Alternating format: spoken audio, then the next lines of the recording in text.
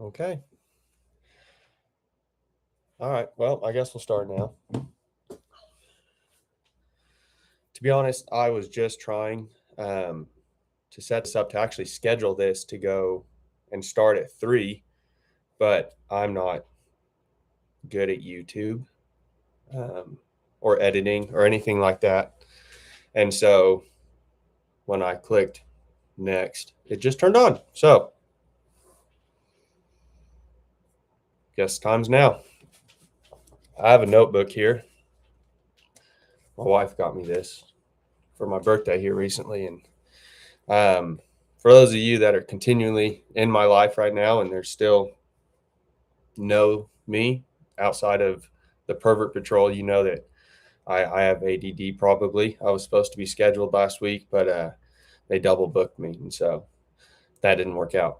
But my wife got me this. I just recently had my birthday. I've never had a journal, and so I've been able to just start writing stuff down. Add effects using hand gestures. Like I said, I've never done this before, but like this is all live, and so my computer screen's pointing at all sorts of stuff.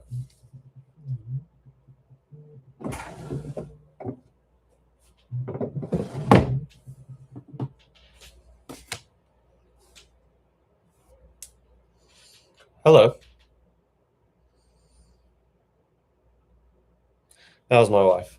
I didn't tell her I was going to do this either. She knows that I was going to make this video. She knew that this was coming, but she didn't know it was right now. I didn't know either. So I guess to tell you why I have time right now and I'm not at work or anything is because we just had another loss in the family. So I'm actually out on bereavement. And I would like to be out with my family, seeing them right now. But I've also recently had some significant vehicle troubles to where now I'm only down to one vehicle, which that's fine. Everything's getting fixed. I'll have my truck back very soon. But uh, my wife, she had to take the car to go help out my sister-in-law and just be with her today. And I thought about trying to wake up early and taking her, dropping her off, and then having the car. But I was too tired this morning. And so I've been stranded here. Um, this is weighed heavy on my heart to update everyone on the Pervert Patrol and what happened.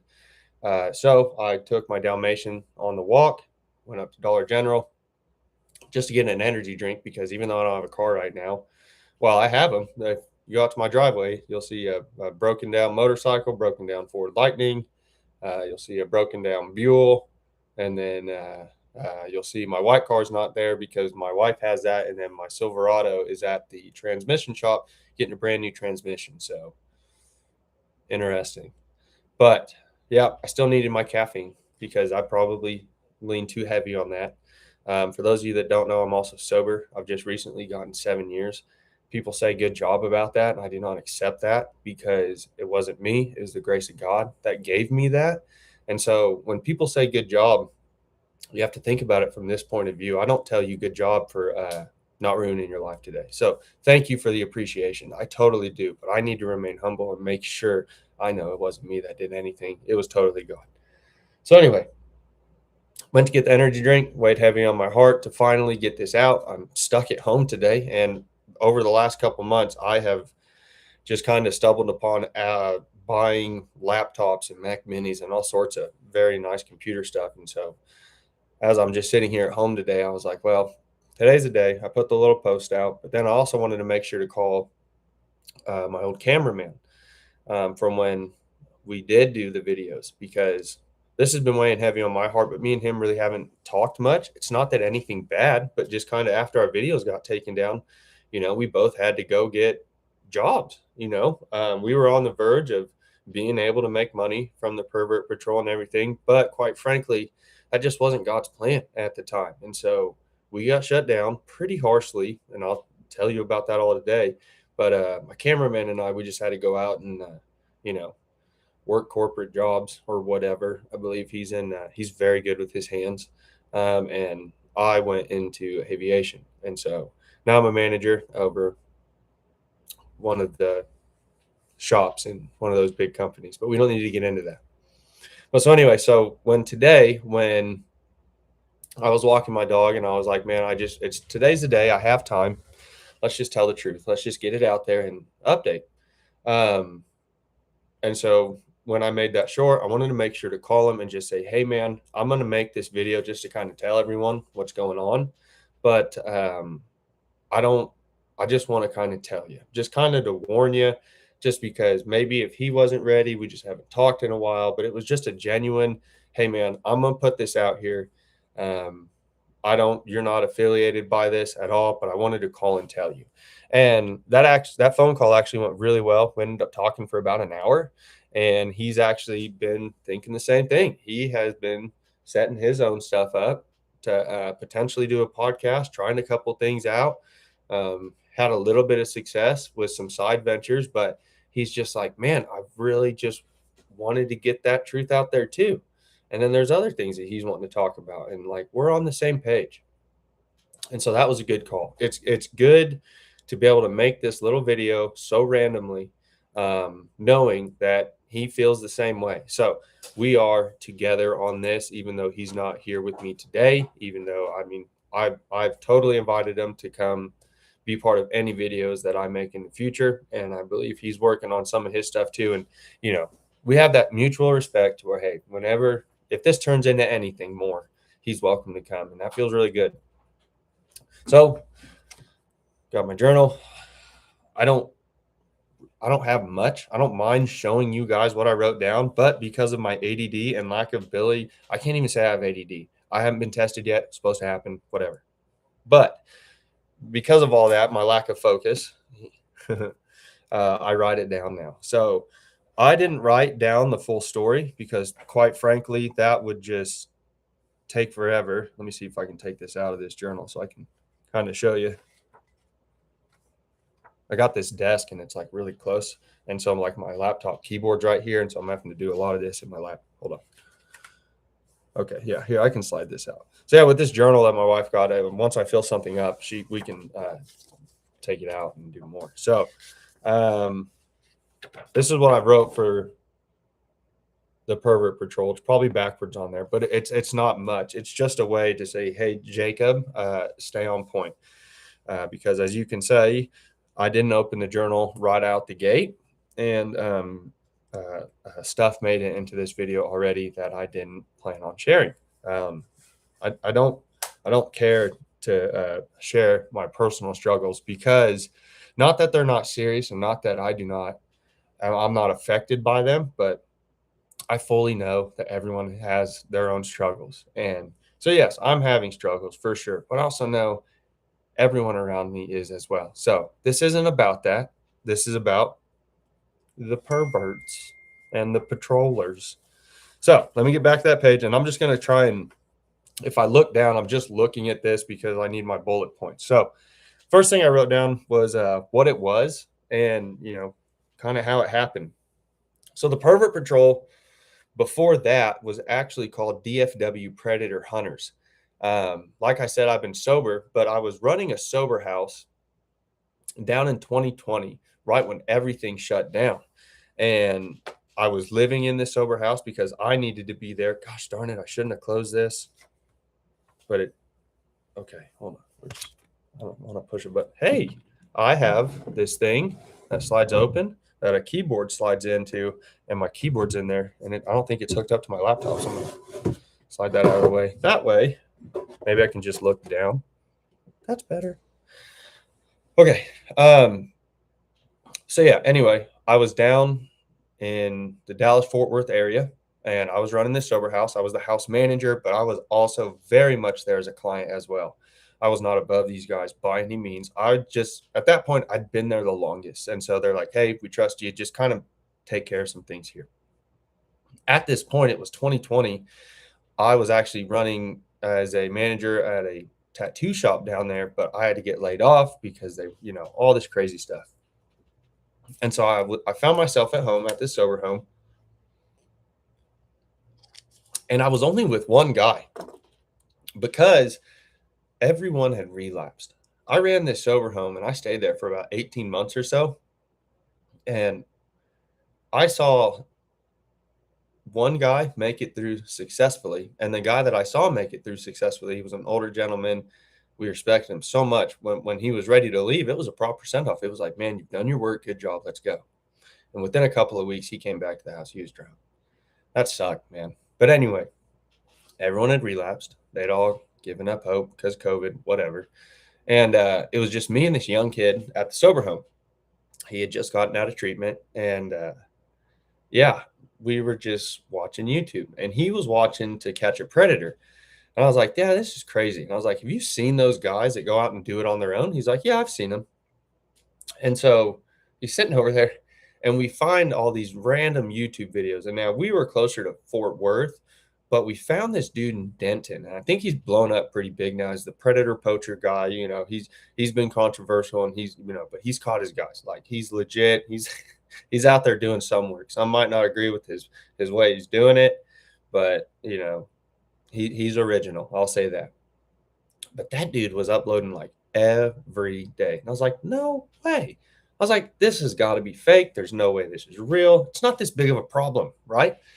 And so me and this young kid, he was 19. He fresh out of high school, already going to rehab, going through it, man. He's a good kid. Love that dude. And he knows it. He knows if he watches this, he knows he knows exactly who I'm talking about.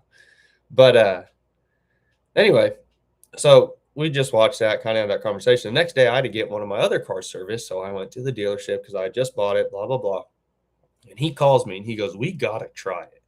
And I was at the dealership just kind of sitting and waiting for some paperwork. And I was like, well, freaking try it. I don't care. You can go out and do it. I was like, I'm not afraid to meet up with any of these guys if you get one on the hook. And he was like, you guys, you said I'm not allowed to have dating apps. And he's like, that's how we'd have to do it. And I was like, oh.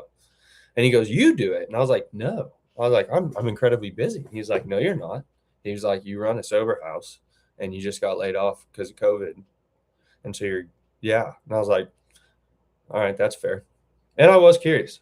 Dude, I set this profile up so quick. And I'll tell you, I used this guy's pictures because he was young and I had a beard, whatever little of a beard it is. But so I used his pictures. Dude, within an hour, dude, they were jumping off left and right. These dudes were just hitting him up. I was like, bro, you are a hot commodity. And then we started to introduce the underage aspect, and we still had a lot of people very fast within an hour interacting. It kind of made me nervous. I was stupid, and I did it on my personal phone. And now I had all these weird, inappropriate messages from Grindr, and I was like, oh my gosh. And so I deleted it. I was like, that's gross. I'm out. I was like, that got way too serious, way too quick. And so anyway, so that kind of goes off. A couple days happen, whatever. We talked about it. And he's like, we got to do it. And I was like, all right. So I hop back on. I download it back on my phone, and I start hitting this dude up. This guy messaged me within an hour. His name is Chris. He was my very first video. And Chris, come to find out, yeah, he was pretty interested. So even though it had been a couple of days, when I popped back up, I didn't delete the profile or anything, but when it popped back up, when I logged back in, he was there and he was waiting and he was eager and he was being incredibly pushy. And so I was like, okay. I had to make up some wild story right out the gate. I was like, my mom's a nurse. COVID's crazy. They had to switch her to third shift. So I'm out of school because of COVID, but my mom's gone during the night, and that day she sleeps. And so we had to establish, like, hey, what's some fun things you like to do? And I'm trying to think of what a teenager does. And I'm like, well, I like to walk to Target and get hot Cheetos. And he was like, oh, he's like, well, I could pick you up and take you. And I was like, well, I don't know you. But if you want to meet there, cool. And so this all happens. And while this is all going down, I guess I can't say that everyone relapsed in the house. There were two guys, but one was really new.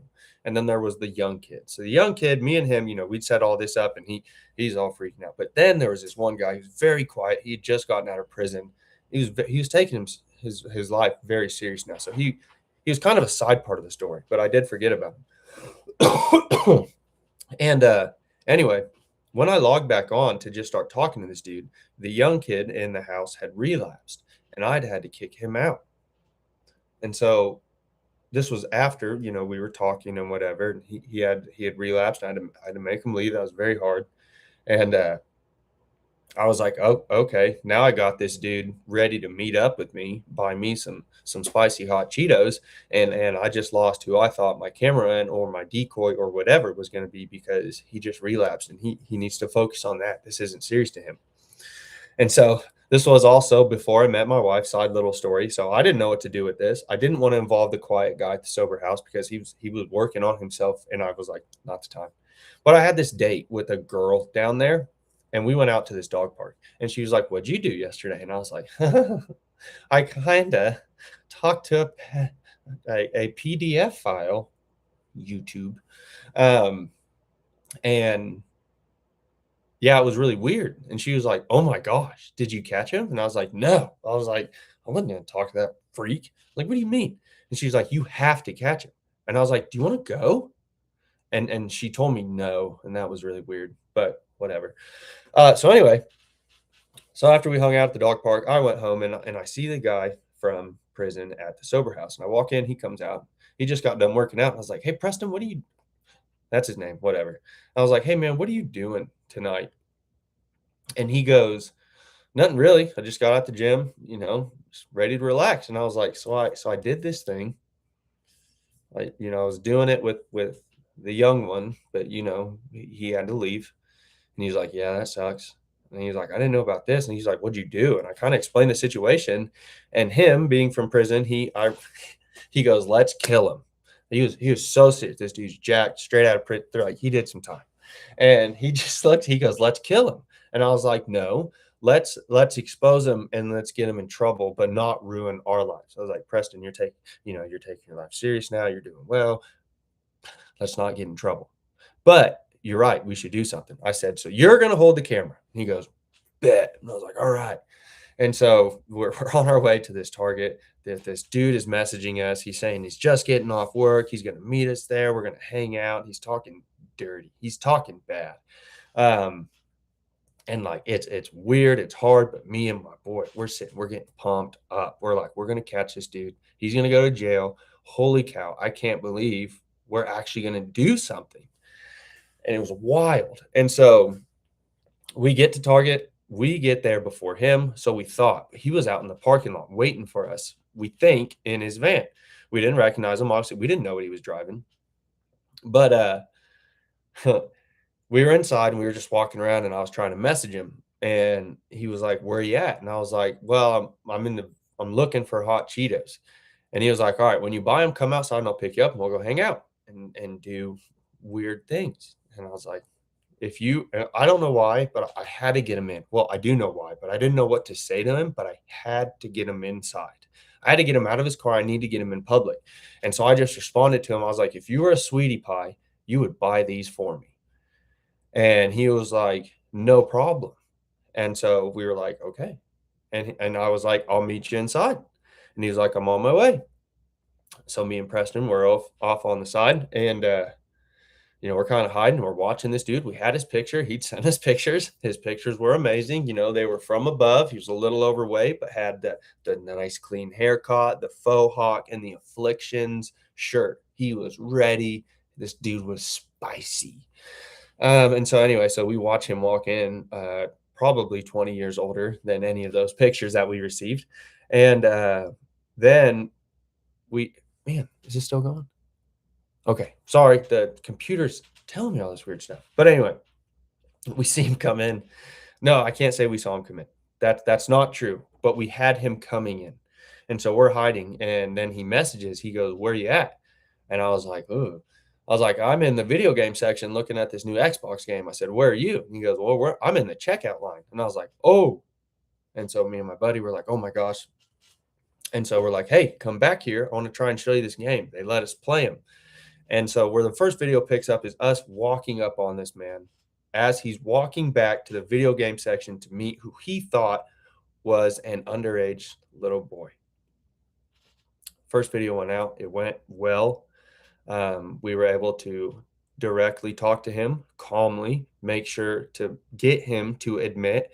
It was actually very beneficial to the detectives down in Texas um, because at that time, you needed to have them show some sort of intent. You had to make it to where there was no doubt that we didn't just run into each other in a public place. And so while I was talking to him, he was just holding the hot Cheetos. And so during the conversation, I was able to point that out like, well, if you were just here, why do you have those? And he did end up admitting. And so accidentally, we did it very well. We didn't know the laws about this. We didn't know about entrapment. We didn't know about intent. We didn't know all the little stuff that just accidentally worked out with this video. And so down in Texas, when I posted this first one under DFW Predator Hunter, it just blew up. I'm talking over 100,000 views. I talked to this man's whole family. I found out he's a worship pastor at a local church. He sells insurance. I found out that he was in my old boss's office the day before and after, and he looked pretty rough. It was crazy. His biological son reached out to me, and he expressed some concerns that he had about his father, and I just had to tell him I'm so sorry. And he was very upset at God because his father was claiming to be this man of God, this worship leader, while out here married with two adopted 13-year-olds, trying to cheat on his wife with an underage child. I couldn't imagine how hard that son, the biological son, I couldn't imagine that feeling. But I was able to talk to him on the phone, and all I could do is just tell him, this isn't your fault, man. You got to take care of your mom. This is a shock to everyone in the world right now. Apparently he was a known guy. People would comment.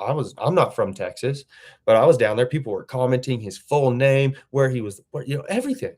And I watched this man's life fall down before his eyes, and I was able, oddly enough, to explain the full situation to his family. It was a complete package, and then the detectives called, and they just sealed it all. So it went amazing. But I couldn't maintain it. That was so hard to talk to them that way, that having those conversations with these evil men like this, it messes with you. So I had to take a break. COVID was wild. Um, and yeah, I also had to do some moving around. So that was the first video. Then life happened. I get with my wife. We moved to Oklahoma, and we come back up to Kansas. A couple of years later, we're doing okay. I had just gotten laid off from a job. Oddly enough, my wife's the one that told me I was getting fired. uh, and so we were doing good though. We had money, we were doing fine. And she was like, "What do you want to do?" And I was like, "I don't know what I want to do. I don't really care what I do. I've never really had like a drive. As long as I had my wife, I don't care what job I do. I don't care what job I do as long as it makes me enough money to where me and her are good. I'm cool." And so those are just always been the jobs I've done. Nothing specific. I'm very good at, I can talk to anybody. I'm in sales, production, manufacturing, whatever. But nothing has been like, this is what you want to do. And I've accepted that. What I want to do is I want to be married. I want to take care of my wife. I want to have my dogs, and I just want to be okay. That's it. And so at this really weird time, she's making very good money. We're doing okay. I get laid off. I'm like, what is going on? And she's like, "Why don't you try that YouTube thing?" She's like, "You always talked about how impactful and how happy you were when you did it with DFW Predator Hunters." She's like, "I never got to see that, but I mean, right now's the time, if any." And I was like, "Okay." And so, I was like, I don't know how this is going to work. I had to find a camera guy. I was like, well, I'll just try. So I make the little YouTube, I don't make the YouTube channel. I transformed it like I did just now, switched it to the Little Red Lion and, the Pervert Patrol, the Paw Patrol, Pervert Patrol. That's where that came from. And we made it. And so I get my camera guy and we just take off. We take off. We're doing good. We're not getting the most views out there, but it's impactful. And it's like local stuff's going on. And it's like, this is pretty cool. I think we caught three dudes within a month. And then we caught our fourth guy after some events. And so that was pretty wild, but we did really well. But after DFW Predator Hunter and my first catch, and because it actually went through the law and there was prosecution there, I learned the laws. I learned about intent, entrapment, who needs to set the appointment up, who needs to set the meetup, who like all this stuff, because I was like, okay, that worked really well. I taught, I taught, I thought it was a total blessing the way it happened, and so I was like, nice. I'm getting little dings from work. I'm still in the work chats, even though I'm out on bereavement. That's totally normal, but ADD, like I said, journal right here. So I uh I learned it all. And every guy that we caught in Kansas was to the T. Entrapment, by the way, has nothing to do with anything that we did with the Pervert Patrol. Entrapment specifically has to do with police setting someone up to potentially do something illegal. That way, if this certain situation happens and they get in trouble because the police set it up, oh, you're guilty, but you were kind of set up. Entrapment is weird along those lines. And now between private citizens, if they're just something illegal happening, entrapment laws don't really apply. But I know that there are channels out in the world, and I understand that there are sectors of law enforcement like internet crimes against children. So I didn't want to interfere with any of those. I didn't want to try and work with any of those, but I was going to try and hold the way we ran the channel to the same law that they were running to. That way, whoever we caught, I could take it to internet crimes against children and I could lay it to them on a thumb drive and say, hey, I would love for you just to look through this. I do not want to work with you. This is open and shut to the letter of the law, meaning I have shown intent. I have showed them pursuing me. I've also shown me dismissing them. I've also showed me clearly stating the situation, meaning ages and stuff like that. I show the intent. I show everything. I also make sure to film every person that we caught leaving, not to get their tag number or anything like that, even though that is very helpful. And that was part of the big goal by walking them out. But I needed to make sure they couldn't say nothing against me or my cameraman. We're both over 6 feet tall. At the time, I was much larger than I am now. I've gotten quite skinny, but I'm covered in tattoos. I understand I can look away. I'm not saying I'm scary, but to Chris, the first dude in Texas, he was like 5'8", and he was not wearing an affliction shirt. He had just gotten off work, and he was not in shape, and so I was able to intimidate him fully, and that was my intent, by the way. But so with these ones, I needed to film everyone leaving, getting in their car and leaving. That way, there was no way they could even say after the camera shut off, something sketchy happened. And so we did these catches this way. We did our first three. The first one was wild. We met this anesthesiologist who's also a businessman, and he's an important guy in the community. But we also found out he's had some trouble in his past, Mr. Edward. Edward. So anyway, we run into these guys. We nail it good to the letter, to the T. Flawless, no issues. I mean, a couple issues because these cowards would get nervous and they would say that they're going to meet up, but then they'd get there and they wouldn't want to go inside. They would try, and the situation at hand, they would try and remain control and be like, hey, I'm meeting up with this person not of the correct age late. I'm going to see if rather than me going to get them to say, hey, I'm a real person, why don't you come with me so then I can kidnap you? I'm going to try and see if I can get you just to come to my car. Now, I'm playing a teenager, but I'm not playing a stupid teenager. So that didn't work out. So yeah, we had like a couple things like that, but they all went through. After we caught our third one, me and my cameraman, we were like, man, something should have happened by now. And what we mean by that was I told him when I was in Texas, I didn't even have to contact the authorities. They called me. They called my cell phone and was like, did you make a YouTube video? And I was like, I did. Did you enjoy it? And they were like, we did very much. We would like everything on it. And that's how it went. And so I kind of expected Kansas to be the same way, especially anything regarding children. You know, it doesn't matter what state you're in, red, blue, that is a touchy no go situation.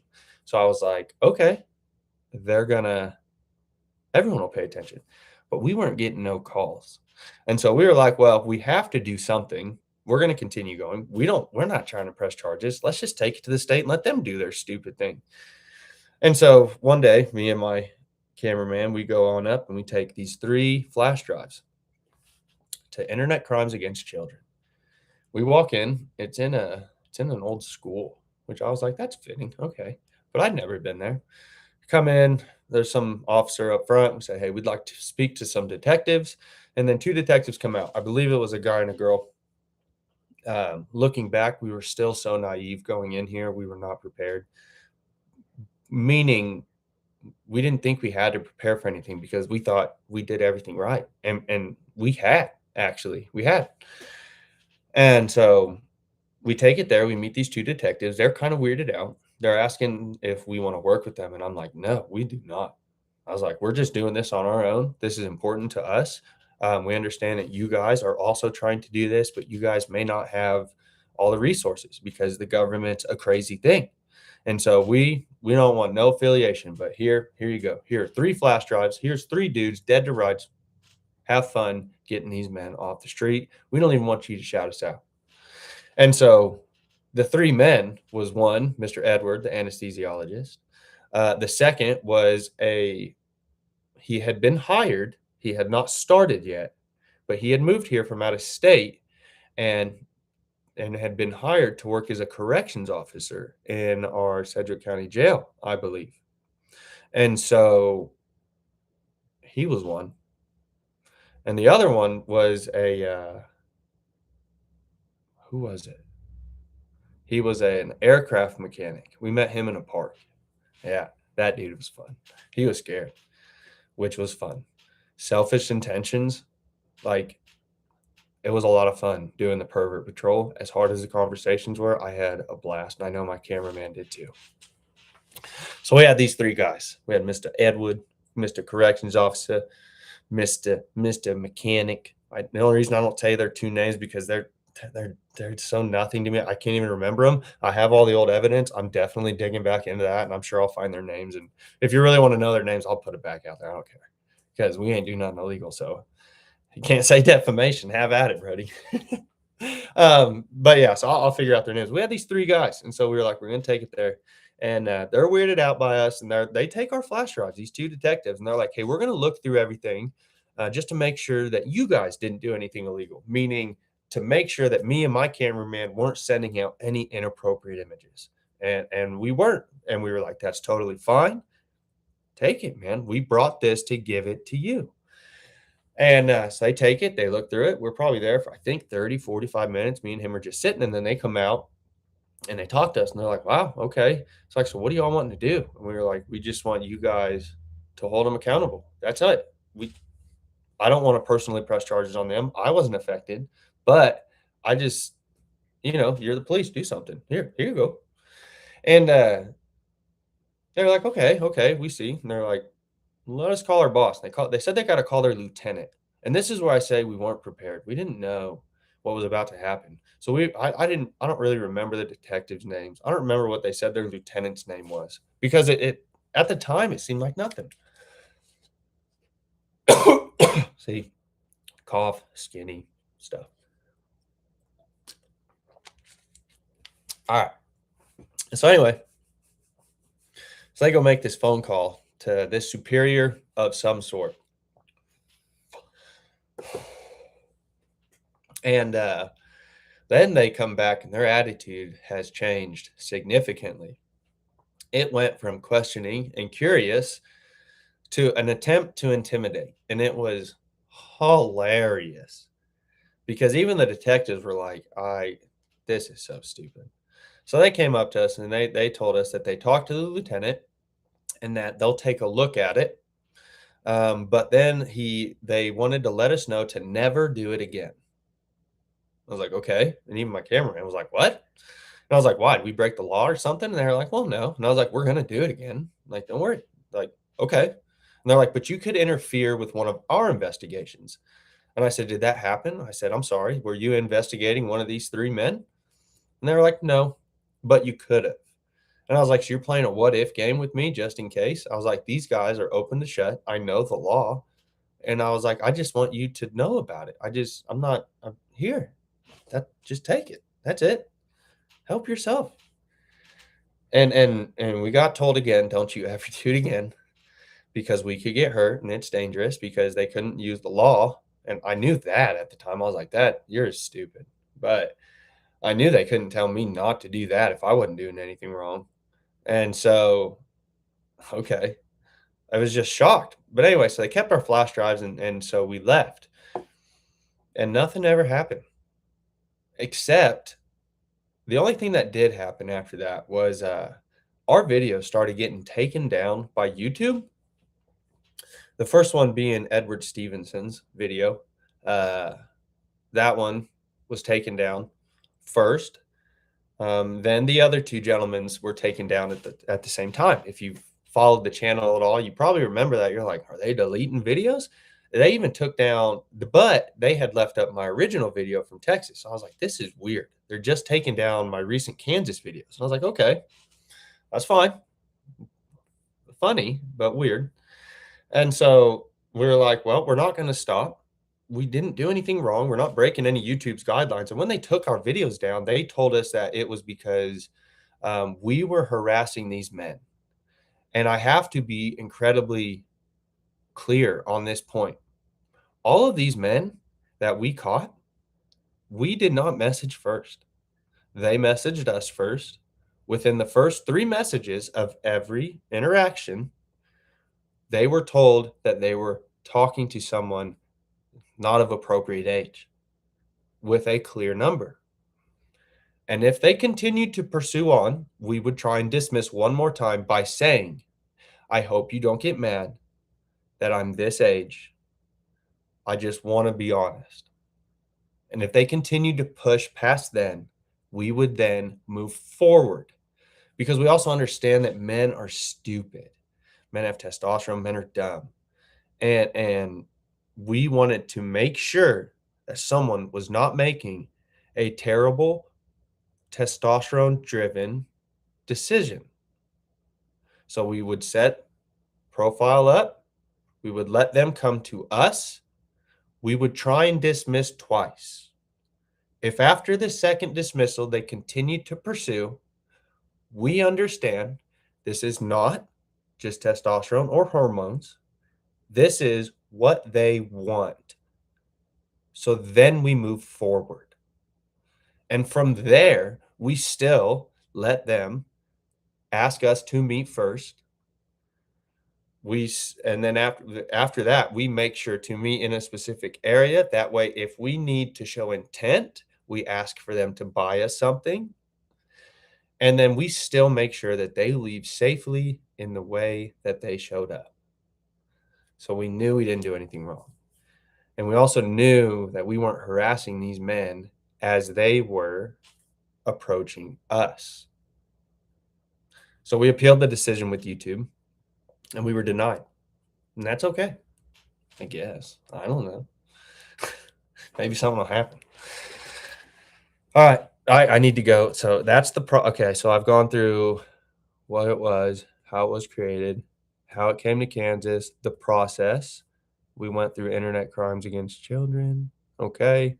Okay. I've told you how we were threatened. I want to talk a little bit about Edward specifically. I wrote his name down and I remember him because he was a big point. We found out that Edward had a other business where it was involved staffing nurses. Okay. We also were able, when we would show the tag number, to ensure that we could give this information to police to once again attach identity to person at scene. Sometimes we would find out where they live. Now, we did not ever go to their house. I'm making that 1000% clear. We would never cross that boundary. Part of this whole thing was to expose so the law can take care of them, not Jacob take care of them. That's my name. in case anyone ever wondered, I've always gone by Jay. I'm Jacob. So, oops, but whatever. So it wasn't up to me. But we found out this, and we also found out that he had this business. He had this very nice house. He was doing successful. He was well. He was married. He had a family. And then we found out what he told the family after the video came out of him. He told the family that the video was sabotage from an ex-employee from his staffing business. I am not a nurse.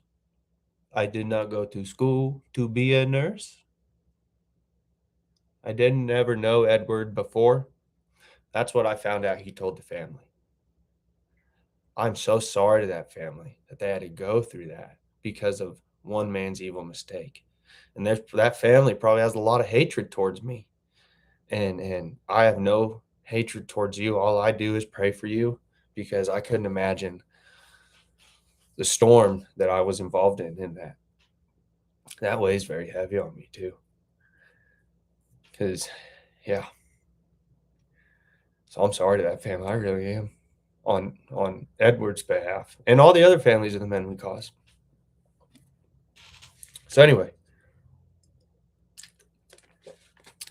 we found out Edward had this business. He was an esthetician. He was living well. And so right after we went to Internet Crimes Against Children, and our videos started getting taken down, Edward's was the first video to be taken down, and none of the others were. It was shortly after I appealed Edward's that the other two were taken down. When I say the other two, because at this point I'd had only 4 videos total. I had the original catch in Texas and these 3 gentlemen that I'd now taken to detectives. And so then all 3 were taken down. I was like, oh gosh, okay. So then me and my camera guy, we were like, we're just going to keep moving forward. And so we caught this next fella. And this next fella was a mechanic as well, him specifically for motorcycles. And it sucked going into this one because part of the reason you can't call the police when you're doing the middle of a catch is there's no immediate danger. You know, internet crimes against children, that takes a lot of time. There's detectives that they have to do a lot of work. It's not something to take lightly. So if I'm out here setting this crap up, you know, catching these men, but then I'm calling the cops when there's no immediate danger, that's a waste of their time and resources. But now at this point, at this last catch, we had this guy ready to meet, and we knew the police and the law weren't backing us anymore. And that sucked because before what the plan was just talk to the guy, get him to admit, film him to leave, take it to the detectives. They do their job. The man is held accountable. But going into this last catch, we had to do something different. And I actually used a different camera guy. It wasn't because me and the other camera guy had any ill feelings. He was just busy. And I was like, now's the time. And when you're meeting up with these guys, it's at the weirdest times. It's early in the day, it's late at night, whenever. And so he just wasn't available. So anyway, so we go meet up with this guy. This guy's talking about taking said person into the bathroom and doing whatever. Stuff pisses me off. I know how to remain calm under this because if I know I'm gonna get you, I'm gonna get you. I'll keep my anger to the side. But anyway, so we got him set up and we come in and we meet up with him and we talk and we do all the whole thing. And he's lying to us, telling us the first time, blah, blah, blah. Just typical stuff you see in every one of those videos. And then from there, what happens is I was like, I need someone in this man's life to know what he just did. And I know the law's not going to do nothing. And so I bluffed him. And I made this last man an offer. I said, you got 2 options. We can either call the cops right now, which was the bluff, because I wasn't going to call because there was no immediate danger. And I also knew the law wasn't doing nothing. So it was a bluff. But he didn't know that. So I said, we can either call the cops right now and get you off to jail, or you can call your wife and tell her what you're doing. And immediately he says, I'll tell my wife. And I said, not tell your wife. I said, we're going to call your wife and she needs to answer. And he was like, okay. And he said, okay, blah, blah, and then he started getting really nervous and the phone started ringing. He said, please don't make me do this. I said, you did this. Because, when these men are, and when they're begging in these videos and people start to feel sympathy for them, you forget what they were trying to do to these kids. You forget. And you start to feel bad, and that's your human nature. And that's okay because you have empathy and you have all these emotions. But at that time, it's time to be so cold and so mean and so emotional as you look at him and this man's begging and you let him grovel. You don't insult, you don't add pain to injury. That is not your time. But I had to be mean. And so in that video, I had to watch him beg and move, and then I had to talk to his wife because he couldn't speak, and I was able to tell her what was going on. She was very confused. I tried very calmly to explain to her the situation, but I couldn't imagine what that phone call was like. That's so chaotic. And then that was it. The man left. I filmed him leaving. We posted the video. About 2 weeks later, before this video was taken down, there was a comment on there that said, "I hope you're happy now because he's dead." I wasn't happy just because any loss of life sucks, even though that man was so evil. Justice is not mine, though. It's not Jacob's to take. Even though I think I know what I wanna do, and I think I know what's right to do, and I think what should happen, it's not mine. So, unfortunately, that man passed, but I can't say if I really feel unfortunately, but what I can say is he met his justice, and it wasn't from me. So, anyway, then that video got taken down.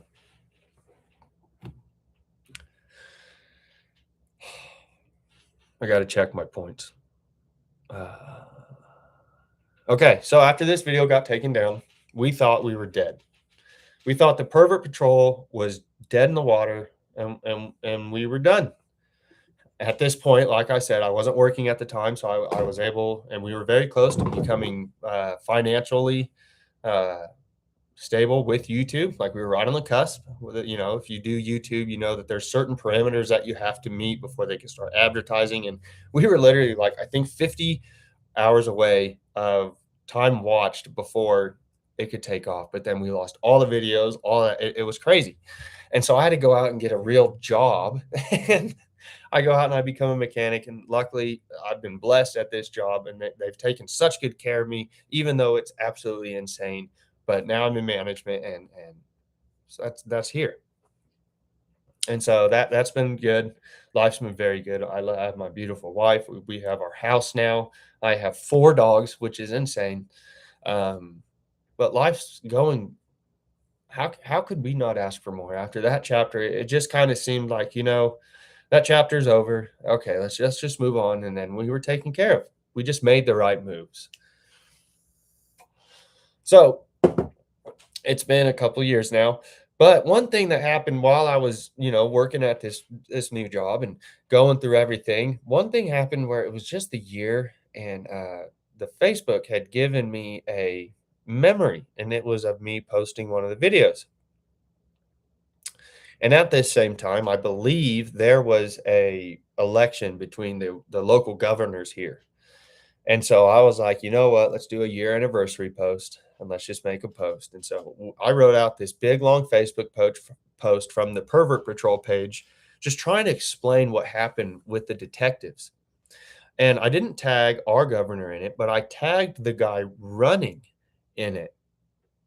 Specifically, why I didn't tag them both was because one person already had the position, and so they were trying to maintain that position, being the governor. Now, the person running was trying to get the people on his side. I didn't really care what side he was, but he was actually listening to the people. And so I wanted to tag him because if he's tagged in an election when he might potentially become governor, I bet he wants to see what that says. And so I told the same story I just told you, a lot shorter, a lot less context, but the important stuff about the detectives, and nothing happened. He didn't comment, he didn't like, he didn't say anything. And now I can't say that I expected him to do anything, but there were also comments under that video that were mad at who I tagged. They weren't mad about what the post said. They were mad about the politician. I was like, I'm gonna hit you up. Someone's calling. It's my wife again. Hold on. Love, I'm doing the live video now. I love you. Are you okay? Are you on your way home? Okay, I'll see you shortly.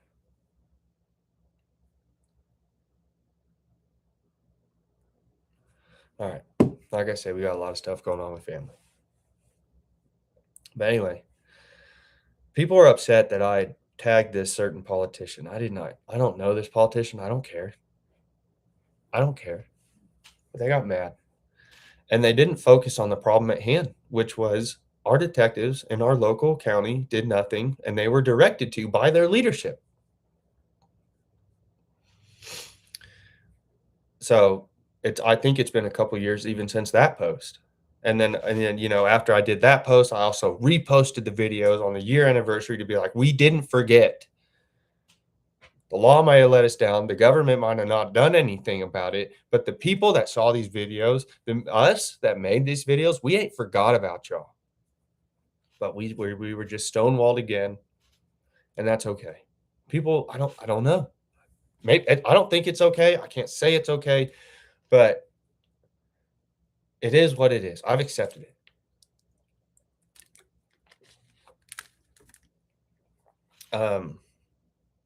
So now we're here. I have some time on my hands.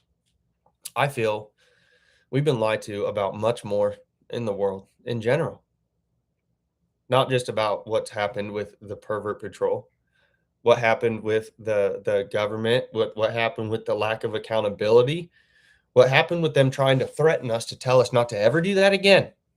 Not because it was legal. They just didn't like it. And so today, I had time. I was stranded at home. And now it's time to tell the truth. I hope that was everything. I hope it made sense. I tried to follow my book very closely because I'm all over the place. But the last thing I have to say, and I get emotional about this because it's so true in my heart. We've also been lied to about a whole lot in the church. I've had to go out and study the Bible and learn it on my own. But I have found the love of my Savior. I've been incredibly disappointed that other people have learned this information and not been so excited to share it. So, as I felt it was so important, and as my old cameraman thought it was so important for us to tell the absolute truth about the Pervert Patrol, there's a lot more truth we need to talk about and a lot more lies that we're being told. And so we look forward to coming out and talking about those. As you heard, my wife's about to come home. We just dealt with a death. She's told to come update me some things. And so I have to go. I don't know if this is going to hit anybody, but if there's one person out there that this does hit, I just want you to know God loves you. And that's it. Because through my traumatic life, God's just grabbed me and told me that He loves me and I love Him. I love Him so much. And so He's given me this drive right now to tell the absolute truth on everything, starting with the Pervert Patrol and these jokes of a detectives that walked away and didn't do what was right. So, as I figure out how to end this stream, which is a button up over here, TBD. I hope someone hears this. I hope someone wants to question who that lieutenant was that told those detectives to back off. Because now I'm going to start asking too, because you know what else I've learned? Even though I've learned the truth about our Lord and Savior, I've also learned the truth about a lot of laws and how we're being bulldozed and lied to. They're holding policies and rules over us, enacting them as laws.